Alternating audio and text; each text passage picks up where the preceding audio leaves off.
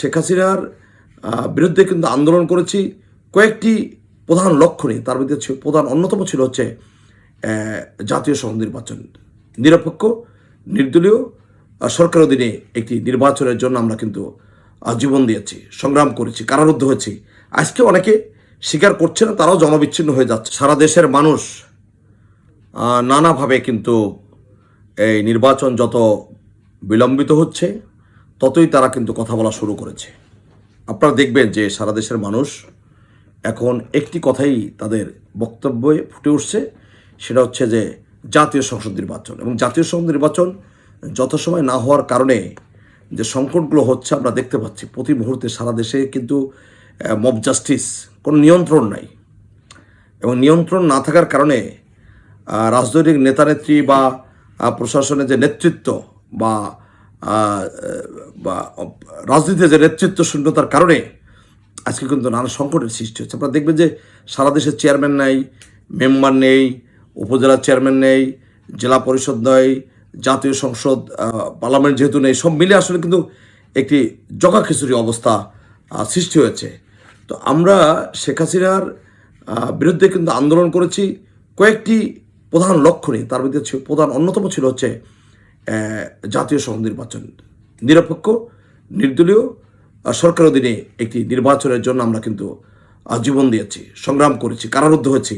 আজকে অনেকে স্বীকার করছে না, তারাও জনবিচ্ছিন্ন হয়ে যাচ্ছে। যারা আমাদের ত্যাগকে স্বীকার করছে না, যারা আমাদের অর্জনকে, আমাদের সহস্রাধিক যোদ্ধাকে যারা স্বীকার করছে না, তারাও কিন্তু হারিয়ে যাচ্ছে। আপনারা দেখতে পাচ্ছেন, কারণ বিগত 17 বছরে যে পরিমাণ নির্যাতন হয়েছে এদেশের মানুষ পরে, আমরা কারারুদ্ধ হয়েছি।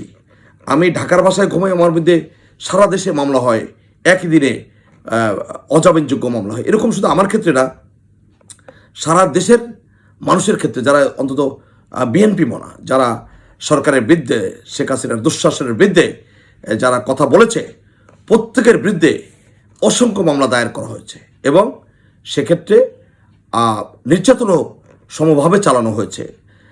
আপনারা নিশ্চয়ই জানেন যে জেলা পর্যায়ে যে গোয়েন্দা বিভাগ রয়েছে পুলিশের, ডিবি বা মেট্রোপলিটন এলাকা, বিশেষ করে ঢাকাতে, চট্টগ্রাম, খুলনা, এই যে ডিবি পুলিশ, গোয়েন্দা পুলিশ এক একজন কর্মীদের ধরে নিয়ে চোখ বেঁধে যে পরিমাণ টর্চার করেছে, আমরা আজকে যে আয়নাঘরের কথা বলি বা টর্চার সেলের কথা বলি, যে সেটা লোমহর্ষক, হৃদয় বিতরক, যে সন্তানের সামনে বাবাকে মারধর। এই যে মরহুম ওসি সালাউদ্দিনের কথা আপনারা নিশ্চয়ই জানেন, যে মিরপুরে ছিল, পরবর্তীতে হলিয়াটিজেনের সময় তিনি আপনার নিহত হয়েছেন।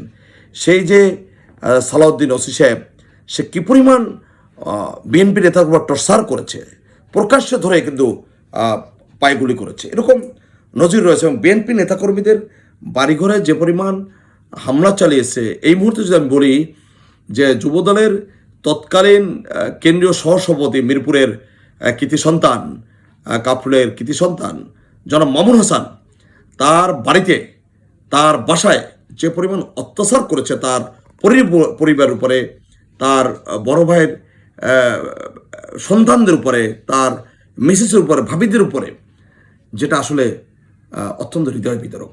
এবং আরেকটু যদি বাংলা কলেজের সাবেক ভিপি, 11 নম্বর ওয়ার্ডের কমিশনার জনাব শামীম পারভেজ, এই মুহূর্তে আমার মনে পড়ছে, তার বাসায় গিয়ে তৎকালীন ওসি মরহুম সালাউদ্দিন যে পরিমাণ টর্চার করেছে, আপনার শুনে অবাক হবেন। তার শখের পোষা কবুতর, সেগুলো তিনি মাদক সেবন অবস্থায় পা দিয়ে পিষিয়ে হত্যা করেছে। কবুতর এতটা জিত ছিল বিএনপি নেতা এই মুহূর্তে, এটা আমার জানা মতো। এবং আমি যখন আমাকে যখন গ্রেপ্তার করা হয়, এরকম অসংখ্য আমাদের হাজার হাজার নেতাকর্মীদের, 60 লক্ষ নেতাকর্মীদের নামে মামলা হয়েছে। বাড়িঘর ছাড়া গ্রামে আমরা গেলে আমাদের পিছিয়ে পুলিশ ধাওয়া করতো। তো এরকম আসলে কতগুলো বলবো যে আজকে অনেকেই কৃতিত্ব দিতে চায় না, তারা কৃতিত্ব নিতে চায়। এই কৃতিত্ব নেওয়ার যে প্রবণতা সৃষ্টি হয়েছে,